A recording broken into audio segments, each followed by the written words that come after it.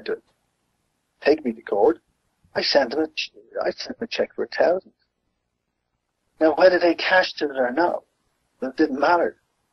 But they cashed it. So bingo, they pip hooray. They offered my offer of restitution in the matter. So when it went, it was quite funny actually. After the dust settled, when timing has got to do with it, okay? When this issue was being called up in the High Court for a hearing to be entered into the High Courts, in other words, they have a hearing date for all cases to be entered for a full hearing. It's called a call-up. So you might have the court full of barristers wishing to get their case entered for a hearing date. So when they get them entered, like a roll book, they're guaranteed at least 25 grand for each hearing. So they might have about 6 on the day on roll call up, and they say, yes, the judge will roll up, you might say ESB versus Smith, or, sure. O'Connell versus the Minister for Justice, or whatever. So these are hearings. So both, inverted commas, sides are there wishing to get this case entered for a hearing, so they would be paid loads of money just for this tonsil hockey game in court, okay? That's what it's called, court. So the judge would say, all those, okay, that's to be entered, here's your hearing date, and next roll call, next sucker, next bunch.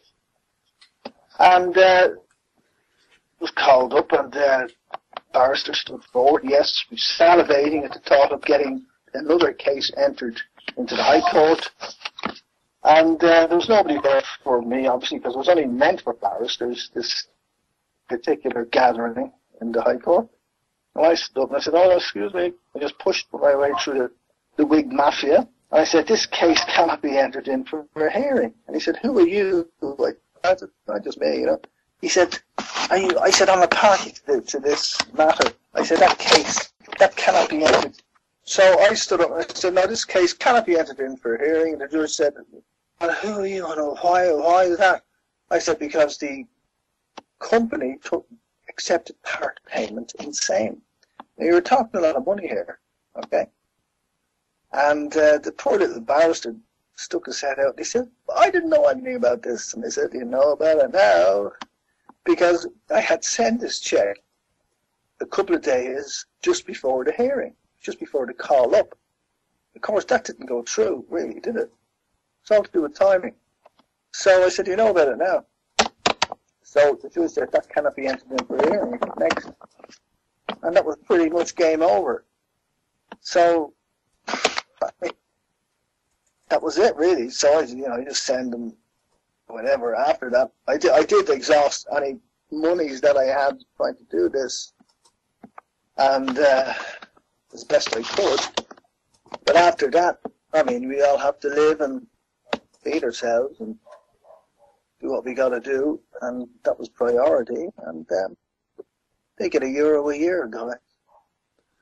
Now, Harry, can I just get to something here in the chat box? Mahatma just put, offer to pay the water £1 a week, 300 plus in arrears. They effed me off and sent me a card to pay a £5 a week. If I don't pay, it's bailiff time. Our last daughter can't be doing with bailiffs. No remedy achieves whatsoever, just being honest. Now, Mahatma, you've missed the whole point. What they were, well, you haven't, but at the time you did. What I'm saying to you here is, their counter offer. That's the key to this. You send in the offer. If you allow them to move you from that position, and you do so by simply not responding, by simply hanging on to their paperwork, or by arguing, that's how they get their new offer in place. They just renegotiated, and you, unfortunately, most likely fell for it. It's understandable. But had you just, piled all that back into the envelope and sent it straight back to them, I am happy with the contract as it stands. then they haven't got a leg to stand on. Pretty much it. Huh? It's like the ESB and electricity, and we have a new that's why. in Ireland. It's the same thing, Well, that's the point I was making, Harry. With the existing contract.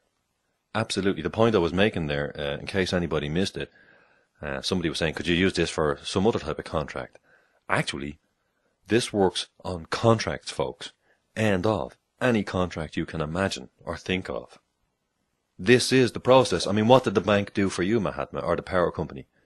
They moved you off your position by sending, well, look, just send him another offer. And you accepted their offer. Yeah. That's all. Sure. Had you sent them back a counter, or had you sent them back, no, I'm happy, thank you for your counter offer that I won't be taking you up on it. I'm happy to keep, or to maintain the contract as it stands. There's nothing they can do about it. That's it. Keep it simple, folks. Don't change anything. Well, I understand. I mean, Mahatma just replied there, I understand. They were taking it out of benefits and they stopped for some reason. Not some reason, there's always a reason. They threatened bailiffs if I didn't pay, so I offered £1 a week. Okay, it's slightly, I'm not saying it's not slightly different dealing with the benefit stuff. And as I said, my intention in putting this out wasn't to give you the idea that you can use it on anything, but actually you can, if you wanted to, use it on anything. Absolutely anything. Now, maybe you don't understand fully the processes involved. So that's what I would say to you. Hit the books. Get the 7 elements of contract firmly fixed in your mind, and then you will see how nobody can shift you from your position once. If you really want a big hint, okay, here's a huge hint. Look up acceptance of contract. Acceptance.